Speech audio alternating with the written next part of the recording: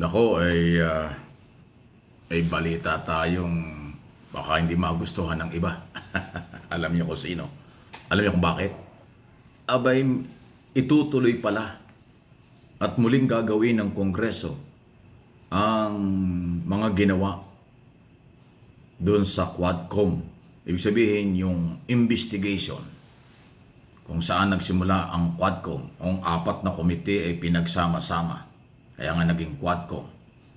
Ngayong papasok na 20 Congress. Kinumpirm na po na nagbabalik din congressman na si Benny Abante ng 6th District ng Manila. Kung saan yung kanyang komite doon na Committee on Human Rights posibleng ibalik sa kanya, kasama yan doon. Kasama dyan ang Committee on Public Order, di ba? Apat na komite yan, Committee on Illegal Drugs, at public accounts. So, ngayon, yan din po ang plano. Kung nawala yung ibang mga congressman dahil tapos na ang term or hindi nanalo sa nakaraang eleksyon, yung mga natitirang congressman ngayon na nakabalik at mga bago, lalo na ang kabataan kasi mayroon pong mga batang congressman ang nanalo. Magiging active din po dyan sa Quadcom. Well, alam naman natin maraming Pilipino ang natuwa dyan sa Quadcom na yan dahil nakita nila, nadinig kung ano ang mga nangyari. At naging mataas ang rating ng Kongreso, 19 Congress yung nakaraan dahil sa mga public hearing na nakita at nasaksiyan ng mamamayang Pilipino. At yan naman po ay legal dahil in aid of legislation ay talaga naman pong ang investigasyon ay normal lang, both Congress and Senate. Yung tumututol dyan o ayaw ng hearing kasi hindi nila alam ang trabaho ng congressman at senador. Yan talaga ang trabaho nila. Ano man ang gagawin, mag-amend, mag-repeal o gumawa ng bagong batas, kailangan ang investigasyon, public hearing. Para makakuha ng input, makakuha ng idea, ang mga congressman at senador dun po sa mga resource person. Kaya legal na legal yan. Hindi pwedeng pakialaman yan ng kahit sino. Hindi yan pwedeng ipagbawal ng Supreme Court. Hindi yan pwedeng ipagbawal ng Executive Department. Exclusive na karapatan ng Kongreso at Senado in aid of legislation, oversight function, ang public hearing. Ayaw lang ng iba ng Quadcom at mga hearing kasi sila ang naiipit. Katulad ng halimbawa, fake news ka. Gumagawa ka ng fake news. Nag-involve ka sa destabilization o paninira. Aba, ayaw mo ng hearing kasi mabubuko ka. Kaya nga doon sa mga nakaraang hearing maraming vlogger na identified na DDS na umaamin, nagsusuri at nag-iiyakan pa. Dahil nabuko, hindi nila alam na labag sa batas ang kailang ginagawa. Hindi nila alam nila na paninira yon. Merong accountability yon. O nakita mo na. Ayan po ang ibig sabihin. So, para sa aking opinion, okay lang po. Mas palakasin pa ang investigasyon in aid of legislation na kailang trabaho. Para lalo pong malaman ng taong bayan kung ano ang nangyayari.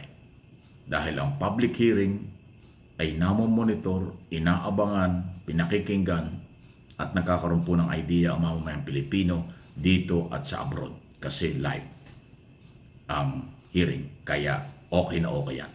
Pag nawala kasi ang public hearing, baka magkaroon ng takipan, baka pagdudahan na walang ginagawa sila. Katulad ng nakaraang public hearing and aid of legislation. Ano ngayon? Di ba ang dami nilang palukalang batas ngayon na ipinail, bunga ng public hearing na Quadcom noong nakaraan? Ayun po yung trabaho nila mag-hearing, gumawa ng committee report, tapos gumawa ng proposed bill. Ayun na nga, ginagawa na nila. Noong nakaraang araw, ang dami nilang panukalang batas na ipinail. Dahil nakita nila, nagkaroon sila ng idea, itong mga congressman, dun sa nakaraang mga hearing. Kaya dapat lang gawin. Magiging active ulit dyan, hindi lang si Abante, marami pa akong congressman na nandyan. Sina Congressman Suarez, Luistro, at iba pang magagaling na mga abogado na congressman at veteranong congressman magpapatakbo ng mga public hearing ulit. Hindi lang ho yung Quadcom. Nandiyan yung Committee on Appropriation, babalangkas ng proposed budget for 2026 Medyo malaking budget yan kasi every year tumataas. 6.7 trillion ang proposed budget ng Malacanang for 2026 na ito'y tatalakayin mula next month, August, after nitong SONA by July 28. Taon-taon yan. Committee on Appropriation, Blue Ribbon Committee, at kung ano-ano pa. Sa Senado, ganun din. Pagtotoo na si Marcoleta ang magiging chairman ng Blue Ribbon Committee, naku, marami hong gagawin investigasyon niya. Powerful po yung Blue Ribbon Committee. Ipapatawag niya ng mga taga-executive department.